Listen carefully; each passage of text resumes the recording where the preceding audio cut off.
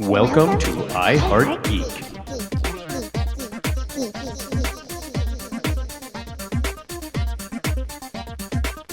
And welcome to another episode of I Heart Geek, another Loki-centric episode. We only have one more left, guys. Oh my god. Oh, I'm sad. Conflicted. I'm torn. There's things that I'm happy that it's ending, and there's things that I'm definitely not. I'm Dub. I'm here with Michelle. I'm here with Blythe. I'm here with Satomi, and they are the rock stars. So I'm going to kind of get out of the way and let them talk because, yeah, they're I don't believe you, Deb. Yeah, you shouldn't. You shouldn't. Nobody does. Nobody Nobody doesn't happen that way. I like to pretend that it does. He tries. I do. I really do. You give it the old college try. Okay, so here's my question before we start. We are one episode to finale, so I'm going to give everybody here a chance. I want to hear your one wild theory that you want to see, that you think could possibly happen on the last episode. Ooh. You guys want me to do mine first, or you guys want to do yours first? Let's do yours first because I know you're itching for it. I am a little bit. I have a couple, but I think that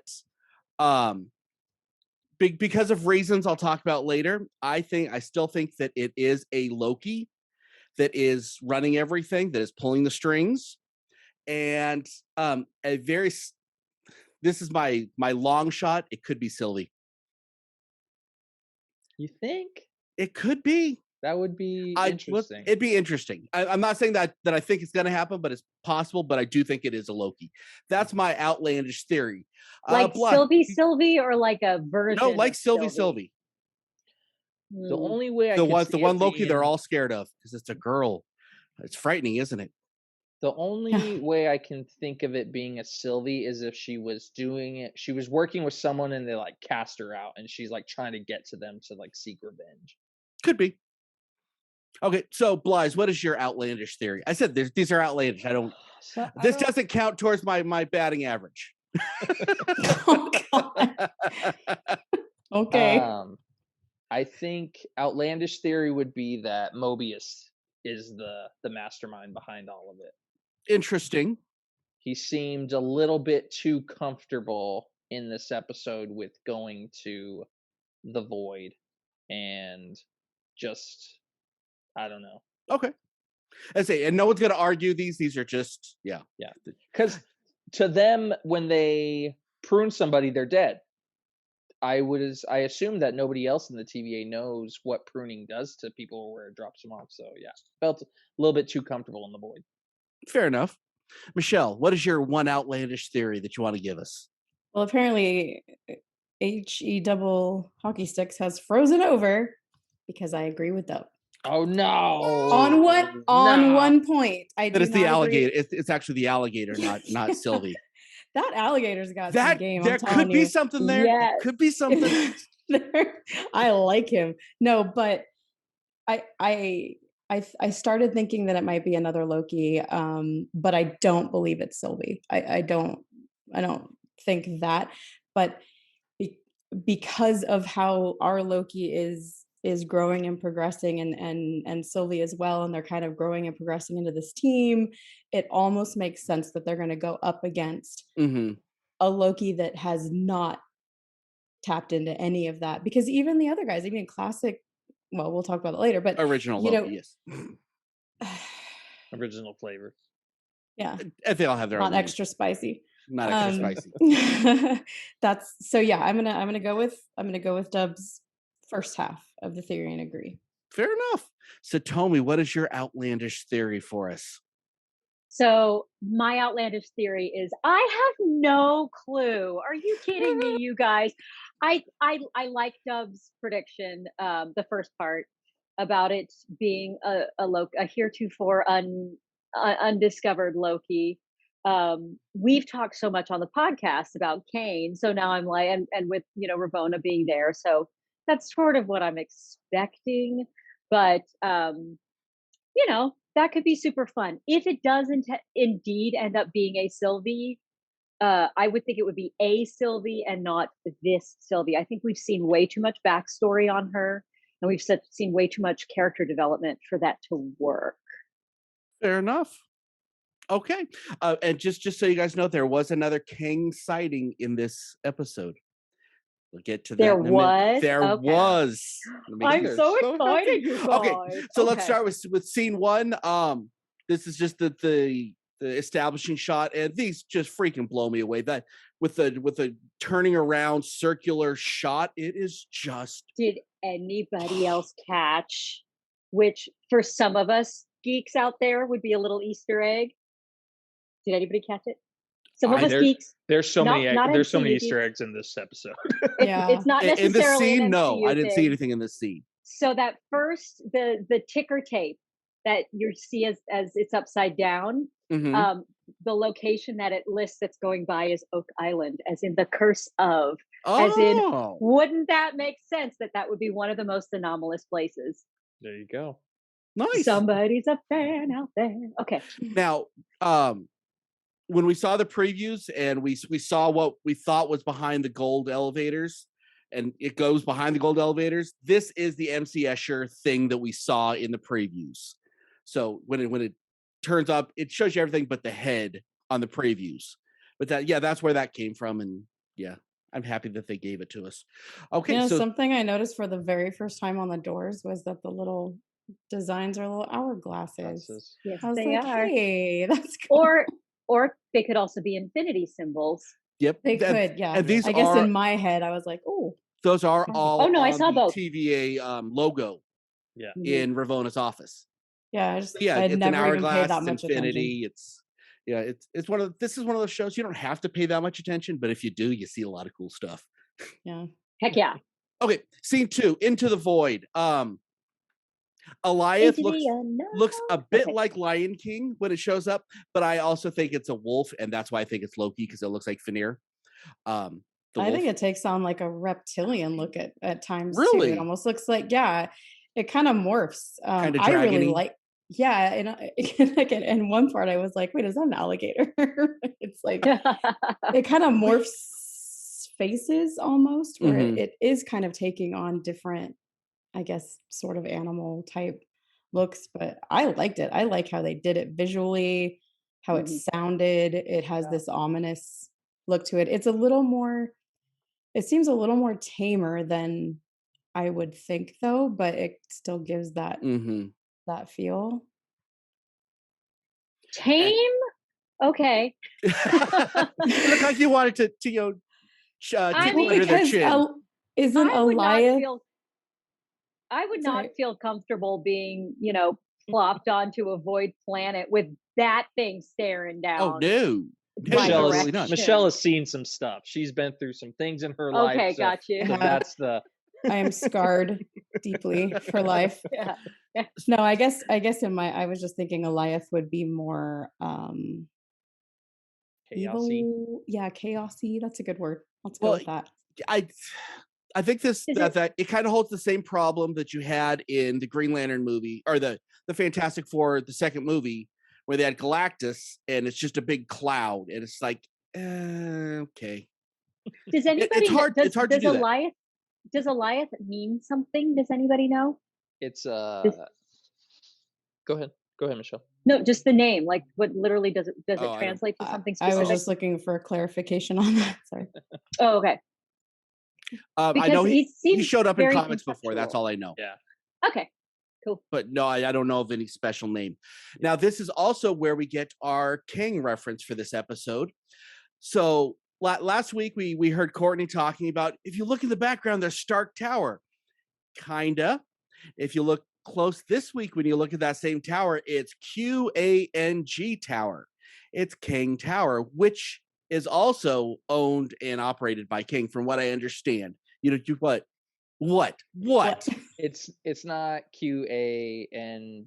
It's, I forget the name, but it's another corporation that's owned by King, but you don't find it out until it Stark. So basically, Tony Stark sells his company to, I think it's Ogden or something like that, and then you find out later Osgood? that it's King. So you're close, Dub. You're not quite there It yet. says but just- King you're on getting- it, so you're that's getting all that close. matters. Okay. Anyway, So that in that case, what was up with, first of all, that first building they flew past looked like the Superman monument from the Snyder Cut. It looked kind of like that. So I was a little like, oh, okay. I'm sure that wasn't on purpose. But then there was the Thanos helicopter. Yes. What was up with that? But it It's was a like toy. in another world, is Thanos just like corporate? He's like, It's he's running around in a business suit instead, or He's Lex Luthor. It's an Easter egg to a comic book in which Thanos terrorizes New York City in his Thanos copter, and then the It's Avengers bad 80s writing. Yeah, Yes. it's bad. Bad 80s writing. Yes, Avengers take him down, and then he's hauled away in a police car in handcuffs. Thanos As Thanos would be. in a regular sized police. Yeah. Yes. It's pretty fantastic. Yeah. They got a bus. Now this scene, I didn't even really bother on because we do these the next day. If we had like a week, I would go through all the Easter eggs. There's 7 million things in the background. Look around, have fun. Yeah. So let's go on to scene 3, which is Sylvie back at the TVA. I now believe that everything Ravonna says is a lie. Everything. I think she's a lot more of the big bad than I initially thought she was. I think she's being a survivor. I still think she's being manipulative for the sake of self-preservation. I think it's self-preservation at this point. That's my opinion. I think, Dub, that you are ahead of the game a little bit. I think everything that she's saying is the truth. She doesn't know what's going on.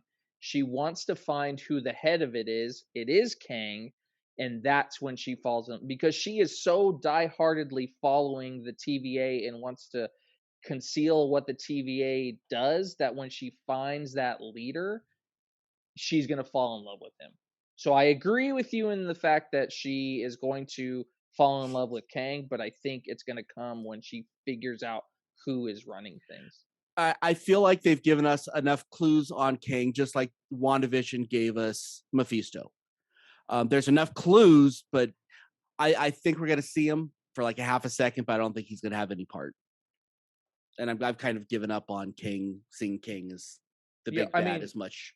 And like, he's there, but he's not there. Yeah, we know we're going to see him in Quantumania. I wouldn't be surprised if we don't see him in this, and then when he shows up in the next Ant-Man movie, because one of Kang's thing is that he's got a bunch of screens and he's looking at pieces of time. I wouldn't be surprised if when he shows up, we see bits of this show on those screens, like he's been monitoring things the whole time.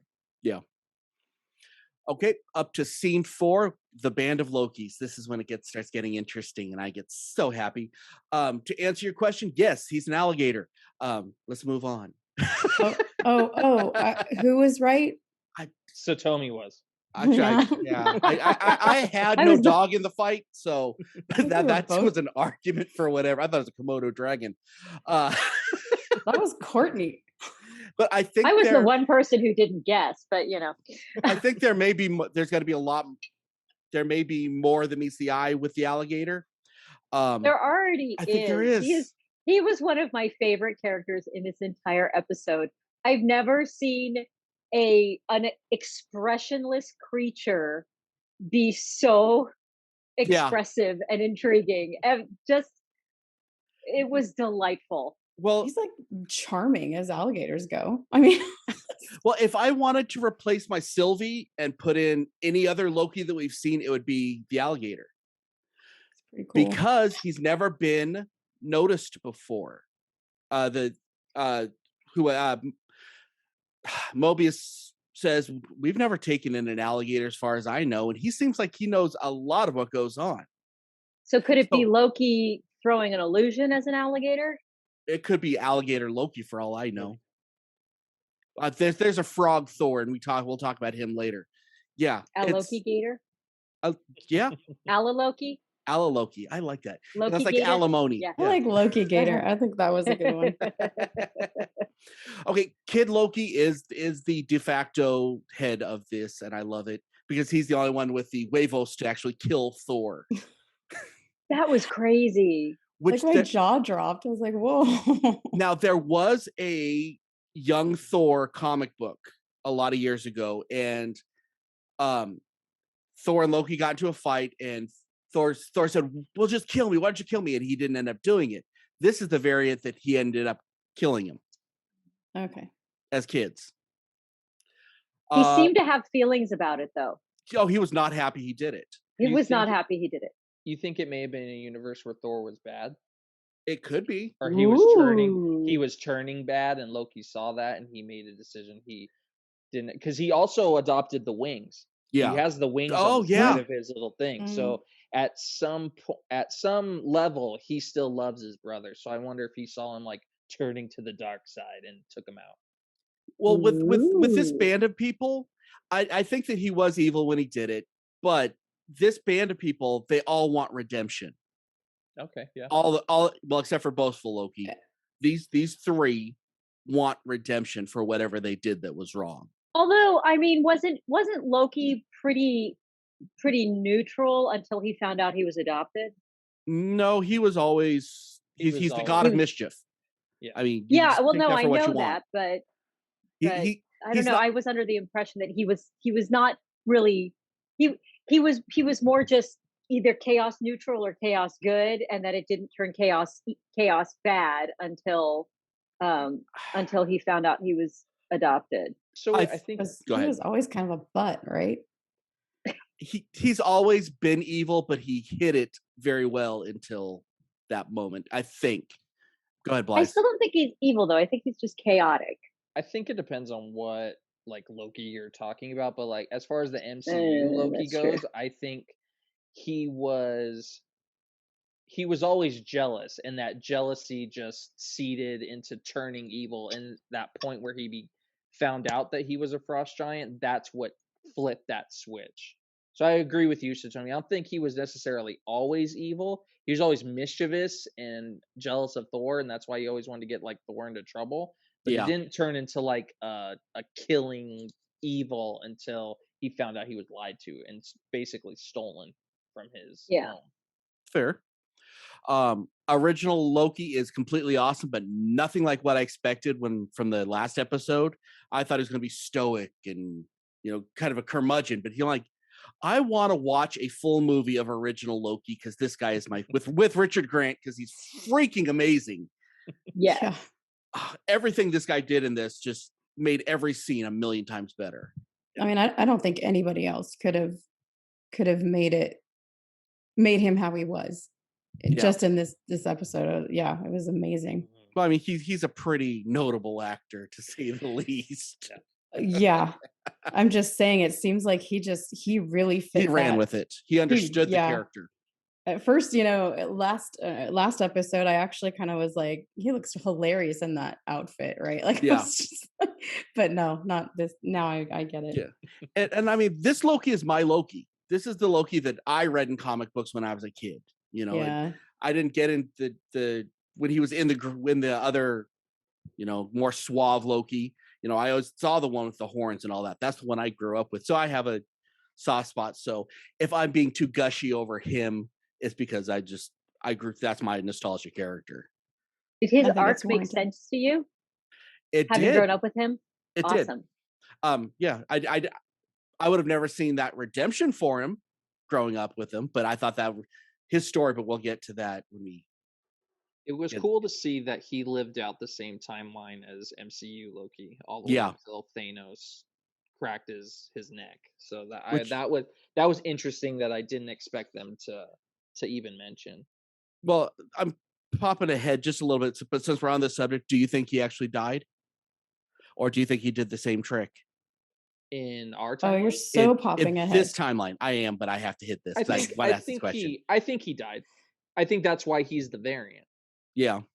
Yeah, he was the variant because he decided to run and hide, but then they didn't care as long as he was hiding.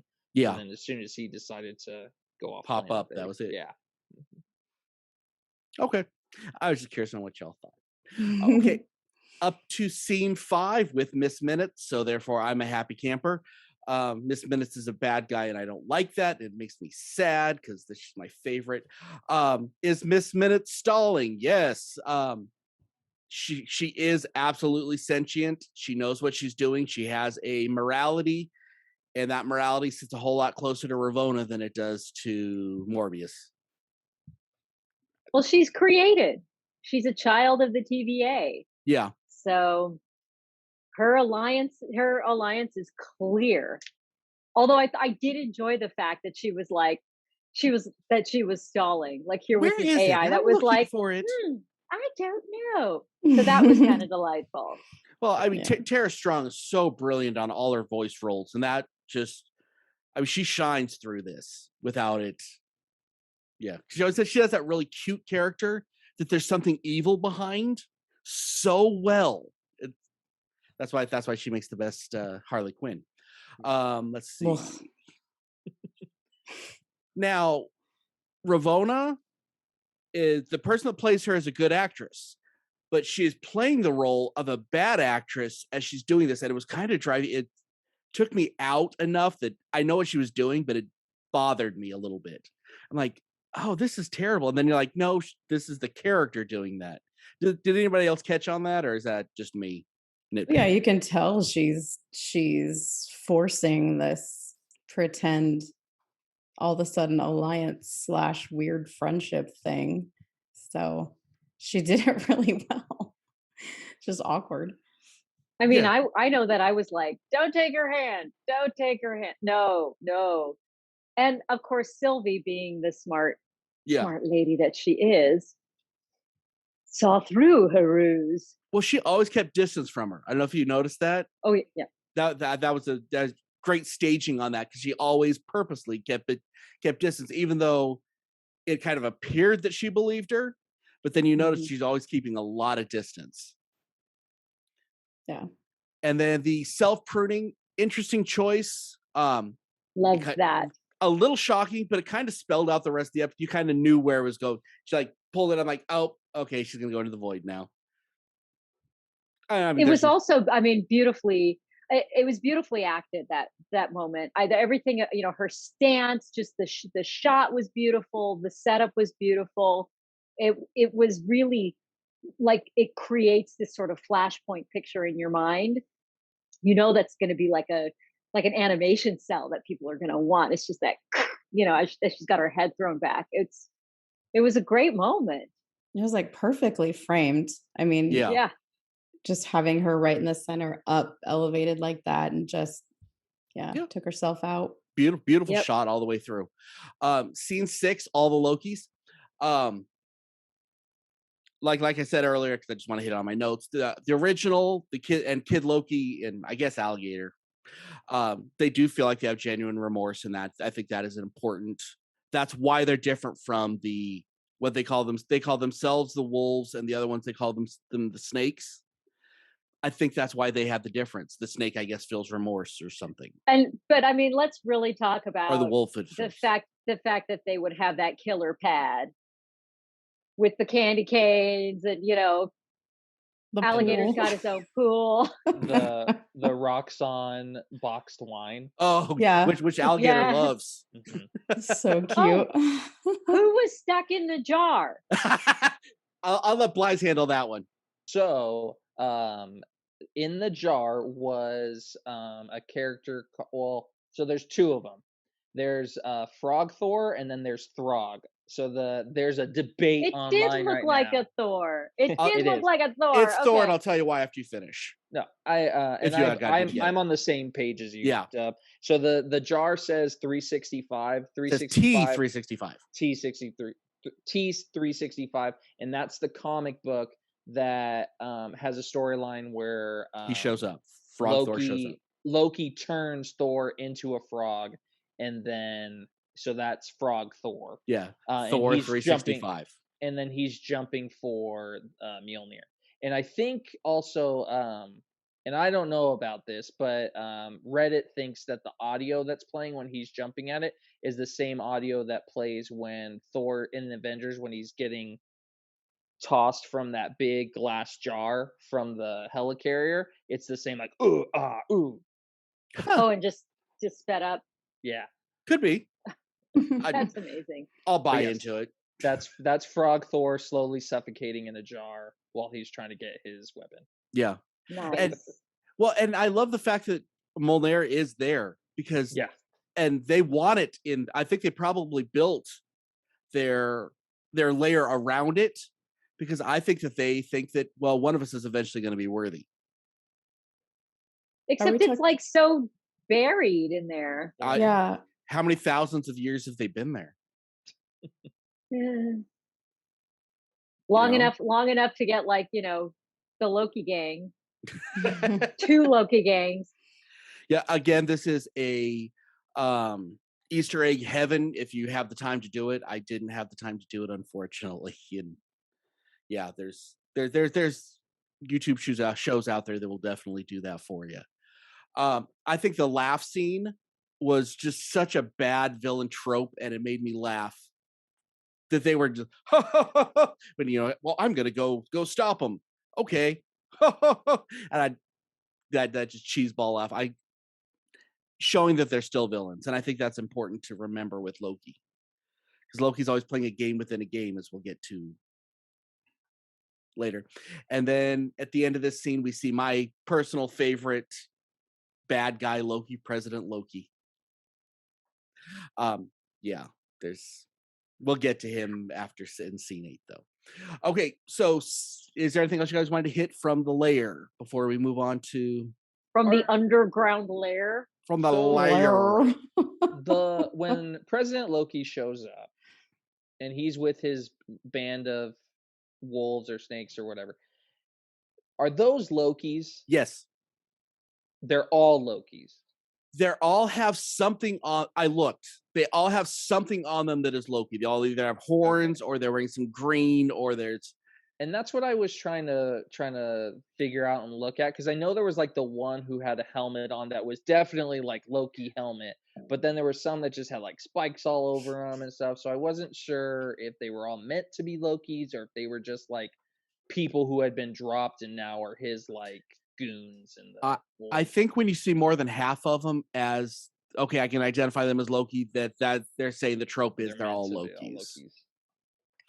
And it feels like they're the only ones that. It feels like in this world, Lokis are the only thing that can survive. Yeah. Yep. Because they're cunning. Yeah. Because that's what they're designed to do. I've never seen an alligator be used as a weapon like that.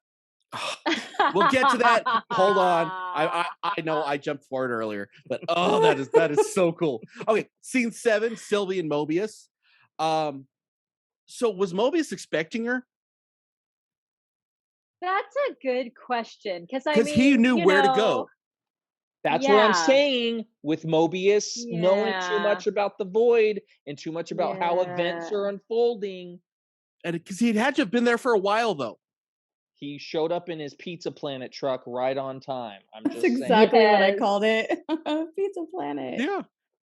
I just kept wondering, it's like, where did he get that pizza car? And how is it still running? And how did he figure out how to pick her up? There's some suspicious things going on. He knows too much, man. He just knows too much. And he's too like, I don't know. I don't know if I'm going to buy into it, but I'm not saying that you're wrong at this point because you said this. Yeah, I'm not going to say you're wrong, but I don't buy into it, but I don't not buy into it. I think it's a long shot, but there's just some well, all our things were long shots. Yeah, there's just consistency things that are a little weird. I feel like if he assumed that Loki was there, then he would assume that at some point Sylvie would follow. But did they drop in the exact same spot? No. That's the thing, is if he thought that, he would have had to know the precise location of where she dropped, because he gets to her right in the nick of time. Yeah. Well, it seems to me that he would want to chase our Loki, not her, because he has an entirely different relationship with our Loki than he has with Sylvie. He trusts and loves our Loki. He doesn't really, I mean, and you see that in the car. They don't have a relationship. He does with our Loki. So that's just, it's weird that Although he found jumping her, not ahead, him. he says something very I specific was later, gonna, I I was don't- gonna which wait actually for it. I sort don't of know who he was supports talking to. Bly's. He Yeah. kind of supports He was Bly's. totally theory talking there. about. What if he's just chasing Alioth on the off chance that he's going to find Loki and runs into Sylvie? Maybe he wants Alioth dead so he can get to his castle. Oh boy. Except okay. if it's his castle, then it's his dog, and he should be able. he He can could be easily like go Heel through. Boy. Miss Minutes Yeah. locked him out. She's the, like Dub wants, she's the big head honcho. She locked him out. He's trying to get his stuff back. Oh, yeah. This is like the end of WandaVision again. Okay. Scene 8. No big surprise. Betrayal. Of course, most of the Lokis betray, and they all think they're not the smartest, and they all think that they're in charge.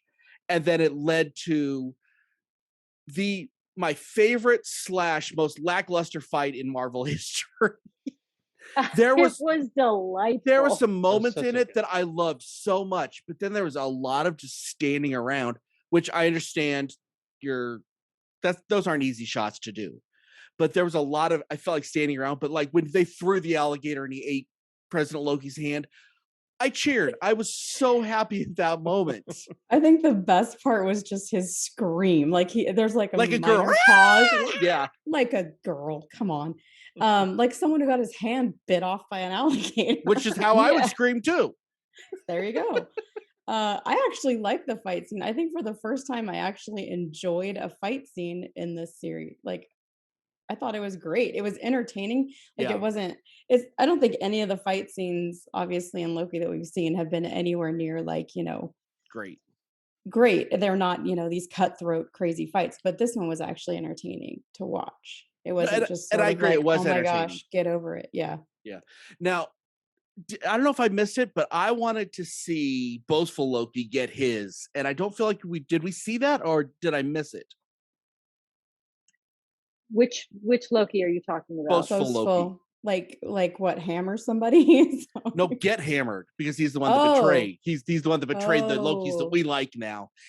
I wanted Is to he see not that. the one that he threw the No, that was alligator King at? Loki. Or that was President Loki. That was President Loki. That's who got his hand eaten off. No. But when after that, so they pan out and original Loki is like fighting in the middle of the thing, and then you see Kid Loki throw the alligator again at somebody. I don't think it was, because we saw him throw the alligator earlier at him in the first scene, Yeah, but not in this scene. we're gonna have to rewatch. I'm that gonna have to scene. rewatch. And obviously it wasn't as satisfying enough, because he's the one that you want to just, because you grow so attached to these characters so quickly, and yeah, like he can't betray them. They're cool. Yeah, I know. I'm nitpicking. Okay, scene 9. Into the car. Mobius is dealing with being on the wrong side. I think this is why I'm having trouble with Bly's theory, because he seems like he is genuinely coming to grips with the fact that he's been on the wrong side this whole time. And it's bothering, and you can really see how it's bothering him, unless he's just that good of an actor. Do you guys buy into that or no? I could buy into it because I'm not on the team Mobius is The big TVA Mastermind king, Mobius. master of the TVA universe. But so Bly's, what did you think? I think that Agatha also was very convincing when Vision went to her in the car and she looked like she was scared and didn't know what was going on. I think we're all going to be That's singing true. It Was Loki all along soon. Bly's is going to be singing it was Mobius all along. Even if he's wrong, he's still going to. Yeah. The Loki, it's a Mobius Loki. That would be interesting, and I'd be in. I'd buy into that. Yeah. I'd be there for that. I like it. On a It jet was ski. Mobius all On a jet ski. along. Yeah, but again, and here's once again, like we were talking about earlier, he doesn't seem to be as comfortable with Sylvie as he is with our Loki. I mean, and that was last scene and this scene. It just something's, yeah. I don't know. That's okay. They're two different makes sense. people. No, they are completely different. Well, kind of. but they're He not. already started forming a bond with Loki, Yeah. not Sylvie. So it makes sense. You're going to be kind of awkward with But someone you don't know very well. And again, this goes back to, you know, the issue with he found Sylvie, not Loki, and it seemed like you would want to find Loki more than he'd be looking for Sylvie. But sometimes you just knows Sylvie was this gone. may sometimes be you this just happen upon True. people. Yep. That's probably it. Because That's exactly what I was gonna say. I love coincidences in these shows because I'm so okay with it just being a coincidence. He was just coasting right next to the big demon monster when Sylvie decided to drop in. Just uber casually driving. Come on, guys. Doesn't mean anything. Okay, scene 10, we have what the 4 good Lokis left, 4 of the 5 good Lokis left. Seeing the power of why am I blanking on his name again? Grayskull? That's kind of what I'm thinking of. Yes. Alioth, sorry. And then when they drop the ship, this is where I have an issue as a Navy guy. There's like so much wrong with this, but I'm not going to nitpick on this because nobody wants to hear that on this show. However, I don't know if you guys know about this ship. I do. No, I was going to ask. You know about it? The ship. USS. What was the name of it? USS Eldridge. The Eldridge. This was a real ship. It was an experimental ship in real life that was working with a cloaking technology like the bird of prey, the Klingon bird of prey in Star Trek. It's supposed to literally cloak you. And that's all we know that it's fact.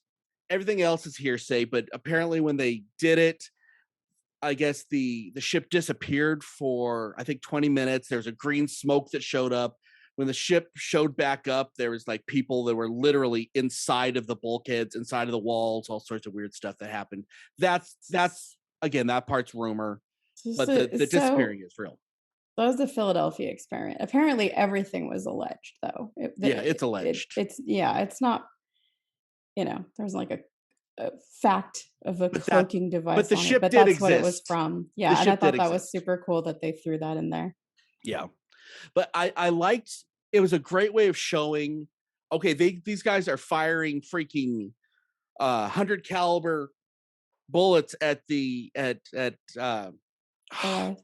Thank you. Alioth. At Alioth, and it's got nothing because it's just taking the matter and taking the energy. Cool, it's getting a little stronger. And and I liked that. I don't think we all notice how you see all the Lokis drop, like, oh, well, maybe we can't just go after him with brute force. Yeah, we can't just kill it. Because we're going to go around the back because they thought he was going to weaken him at least. Well, what was kind of neat about that scene is that they actually established that Alioth, because earlier you only got that view of him where he was taking up the whole screen. So he almost just seemed like this gigantic cloud. And I almost couldn't understand how he hadn't like gobbled everybody up immediately. More like the Nothing. It seemed more like the Nothing, like just sort of advancing across the plane. And then in this scene, we actually got to see that he was actually this 4-legged smoke creature, which I thought was a fantastic special effect. Because he was like a really poofy dog. He was kind of cute in a way. Like Fenrir. Yeah. I like how they had him just, like I said earlier, just sort of morph into different animal He was type. like a Pomeranian.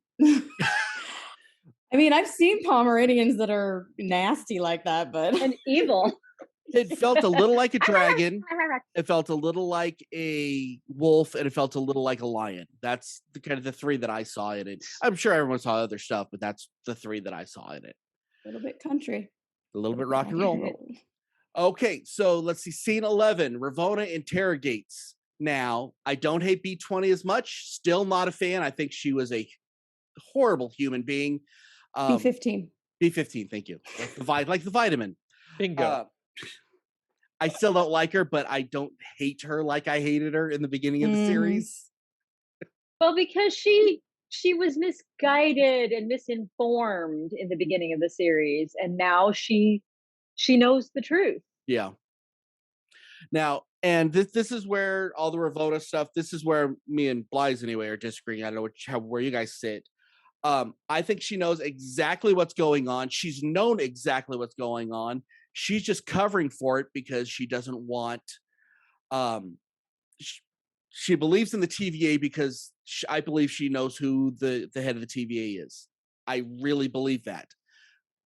And therefore that's why she's covering up. It's not because, I need to protect the status quo.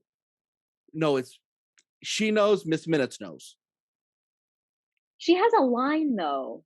She has a line when she's talking to B-15 where she says, help me out here, but she actually says something about protecting order. The TVA gives order to the world. Mm-hmm. That seems like that was that, because at first I was like, she knows, and that one line made me go, huh, maybe she doesn't, and she really is trying to protect whoever has made sense of this world. Yeah. And still wants to know who's behind the curtain. Kind of like, people who protected the Wizard of Oz. They don't know who's behind the curtain. Yeah, and I think she was just saying that. Or it easily could go both ways. Yeah, I think she believes it. I think she believes it, but I think it's because she knows who's behind the curtain. So therefore, she does buy into their crap. We do need order. And I've known this was a sham the whole time, but I'm protecting this order because he showed me what this order is. Yeah. That's where I'm sitting on it. Or was the person or thing or whatever behind the curtain listening? And so I'm still on the protecting herself kick, but if I knew was anybody go ahead. Sorry. I didn't realize you were done. That the whoever in charge was listening and I'm protecting myself, I'm going to fall in line. I'm going to say what I need to say in that moment to at least try and get information out of B-15 while still protecting myself. Could be. But unless it's the Living Tribunal, they're not omnipresent. They can't be everywhere. Which he is an Easter egg in this episode. He is an Easter egg. Have you heard of intercoms? Surveillance? Hidden cameras? Was anybody else waiting for one of the cells to open up and have C-20 in there? I know. I think she's dead. I've given up on. No, she definitely I was hoping. Yeah, she's pruned. Anything you want to finish off on this one, Blythe, before we go to the next scene? I think so. For the reason that Satomi said is kind of what solidified my whole believing in it is. Fair enough. Okay. That room also looked a little like a red Gravitron. Oh, wow. You just brought back all the junior high memories. All of them. All the county fair nausea. Right there. You're welcome. All the regurgitated caramel corn. All the oops, I shouldn't have had a beer. I'm 12. I shouldn't do that. Scene 12, the plan. So there's more mystery with the alligator Loki, like we talked about. That's more Mobius did not know. We've never, as far as I know, we've never taken an alligator. And I like that. This is why I think it's something, because they keep mentioning stuff. It's not just a happenstance. It's very mentioning. Yeah, I think that Mobius. This is where I will buy into some of Blythe's theory, because Mobius wants to go back to the TVA to save it from itself. He said, "I'm going to burn it to the ground." Yeah, he wants to burn it to the ground, but he wants it to still exist. This is where I buy into Blythe's theory a little bit. We'll see. We'll see. Okay. Now, Satomi was disagreeing with me last week. I don't think I don't think she can still disagree with me, but I feel like with Loki and Sylvie sitting there with the cloak is like the world's weirdest junior high date. Trying to put he was trying to put his arm around. He was literally throwing the yawn out. That's about where it was. Sorry, Blythe. You know why that makes sense? Sorry, Satomi.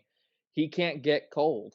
He's a frost giant. So he shouldn't be there's no reason for him to have that blanket unless the only thing that he wants to do is wrap that blanket around Sylvie.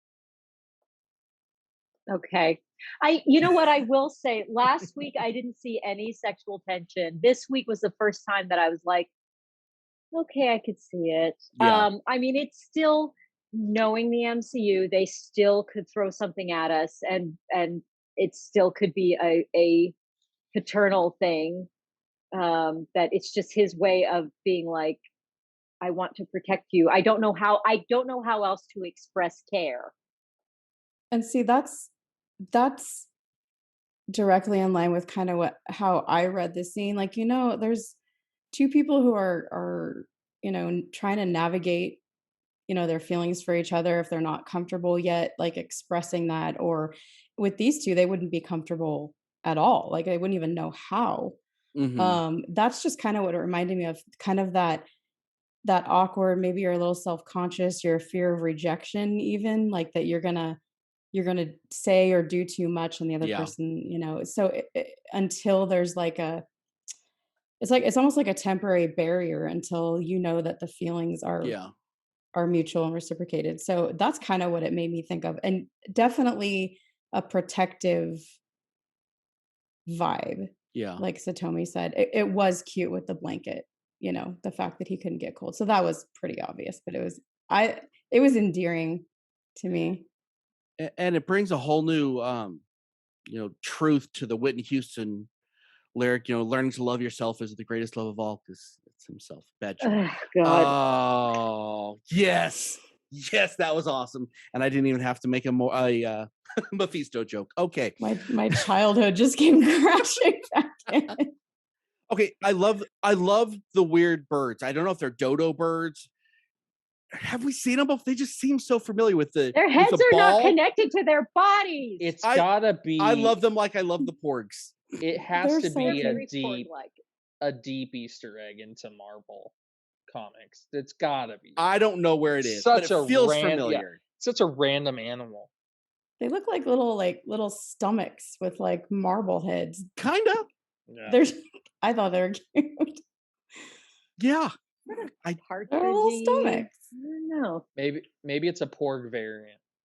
Yeah, it seems like something they could Yes. definitely try to figure out how to sell as a toy and make $1 billion, because they do that with Marvel and Disney and stuff. The sword is freaking amazing. I love it. Which is that's directly out of the comic books, and he always has that with him. Actually, at this point, I think it appeared in 1995, and it's been with him ever since. Wow. If you guys really want to get that much of a deep cut. Okay, now, and Mobius is gone. I can see we're on different pages on this. Was he whispering to Loki, or was he whispering to Sylvie? You were my favorite. He could have been saying, if he was saying it to Sylvie, it was a jokey friend thing. If he was saying it to Loki, he meant it. That's how I took it. You are my favorite. I played it. Like I even took my phone and I stuck it to my ear and listened. And I think the look on her face was almost like, oh, like because he was saying it to Loki. I don't have any doubt. If he was saying it to Sylvie, then Blythe is right, because he's been watching the whole game play out. Yeah. If he was not, then Blythe is wrong. Then Blythe is still right. And one more thing that came out of this scene was the comment I said earlier. With Loki, it's always a game within a game. And this is why I think that Loki is playing a game within the game. And that's why I'm buying it, starting to believe my theory more and more. See, the thing is, I don't know. Not necessarily Sylvie, but. No, my theory wasn't that it's our Loki. It's not even our Loki. It's a Loki. Okay. So why would he be playing a game that has anything to do with your theory? I guess that's well, no, because Lokis are playing a game, and I don't know that we could have not met the Loki that is the. Well, maybe I don't know. I don't think so, because we just met a whole mess of Lokis that we didn't know before. And our Loki, I think, he's growing past the games. I mean, that's what the whole small band of Lokis.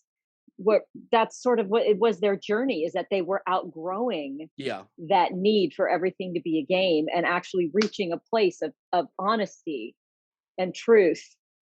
And I think that's what makes these Lokis, and our Loki in particular, and Sylvie, Yeah. unique. Yeah, So if you're talking about a Loki playing a game, then that would be if Loki were actually Mobius and vice versa. Is a if that's who that was, then that would be the gaming. This is getting deep, y'all, and it's hard to describe because it's all talking about the same freaking character. Okay. maybe they switched. They did switch last week with the way they were in the room by themselves for so long. Maybe they did switch. Mobius and Loki? Loki? Yeah. No, like that we're- won't work. Never I mind. feel like we're reaching again. My brain's going all over the place. See, the more I talk about it, the more I just go all over the board. Okay, so scene 13, the attack on Eliath. Now what we're talking about, Loki's attempt to sacrifice himself is proof that he actually changed. This is the proof that it's our Loki, but this is not the Loki that we started with at all. Because that Loki would never sacrifice himself for anyone, let alone. I mean, yeah. It's our Loki ending up in the same place as MCU normal timeline Loki, just in a different way. He's the same Loki that sacrifices himself for his brother in Infinity War. Yeah. He just took another way of getting there. Mm-hmm. Now, when original Loki remade Asgard, absolutely stunningly beautiful, but did you guys notice that's not our normal Asgard? This is the Jack Kirby Asgard from the original comics. Which I had would to make look that sense up because it's the Jack Kirby Loki. Loki. Yeah. So cool. Stunning. It was such I was like just fist pounding the air right there. It was such a great moment and a great scene. And it really kind of puts it out there that Loki is more powerful than he thinks he is. So we're about to see some go down coming up. I think we're about to see some really awesome stuff power-wise. And now, as much as I want it to be that he turned himself into dust and he's going to come back because I love this Loki so much, I don't want it to, because that scene was so powerful and it will take away from it if he comes back later.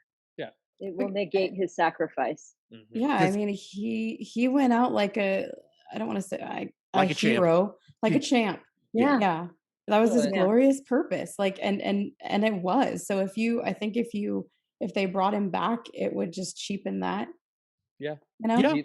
They took that line that he said in the first Avengers movie that meant something completely different, and they reverted it back to meaning that he achieved, like you said, he achieved that glorious purpose. Yeah. So, and my final thing that I want to throw out real quick is, it wasn't white, but it really, when you see the castle at the end, all that was going through my head was, that looks like that. I'm thinking of the ivory tower from Neverending Story.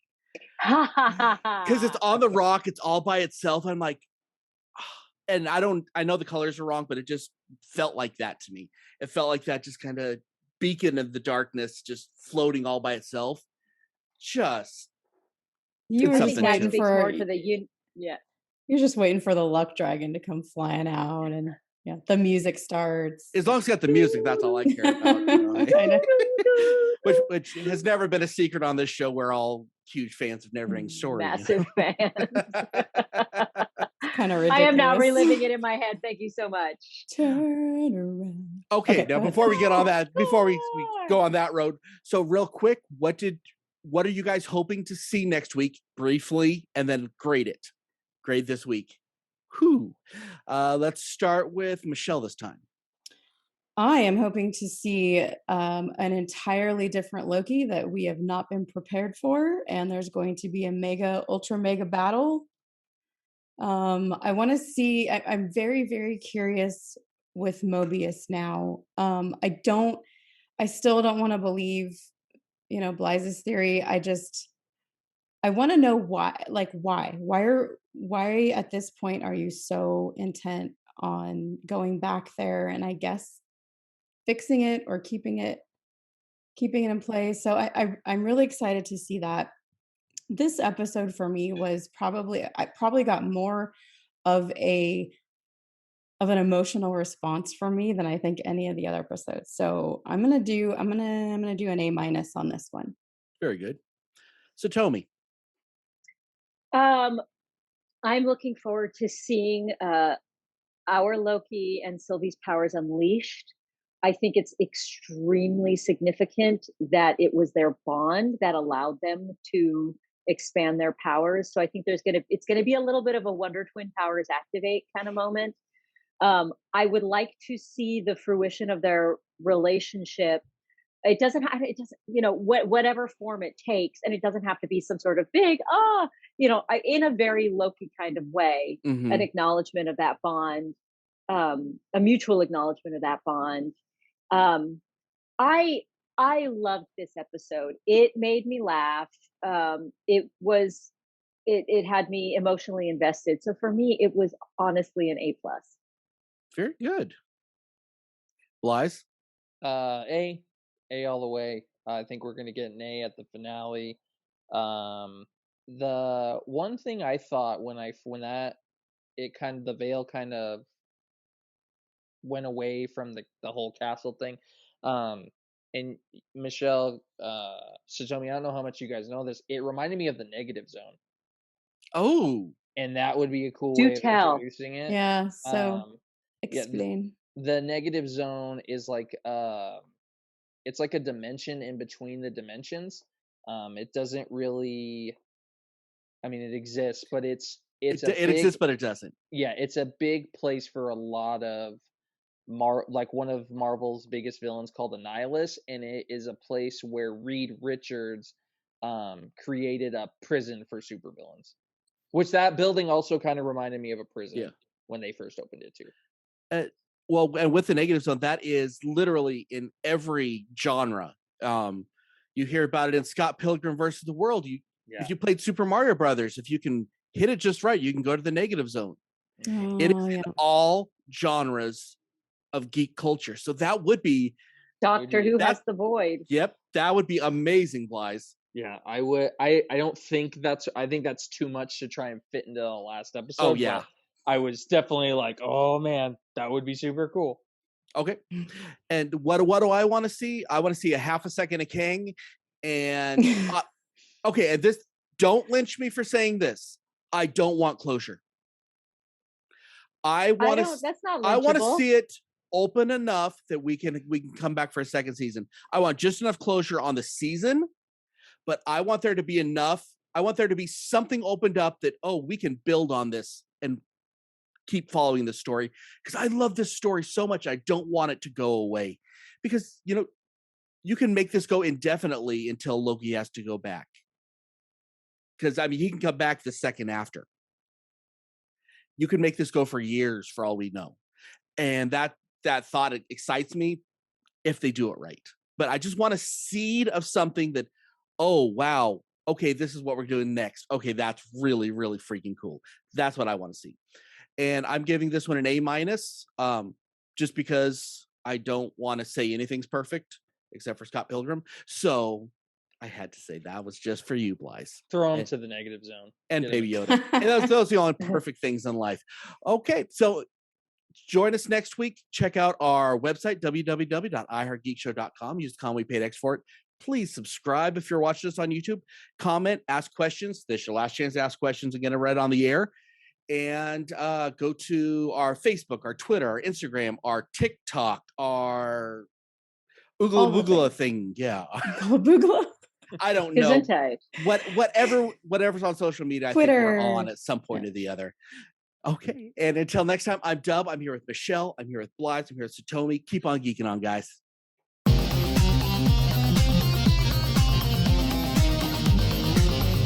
You have been listening to the latest episode of the iHeart Geek Show. Make sure you visit our website at www.iheartgeekshow.com. Make sure to follow us on Instagram, Twitter, and Facebook. And if you check us out on YouTube, make sure to like, comment, and subscribe. And keep on geeking on to all of you geek rock stars.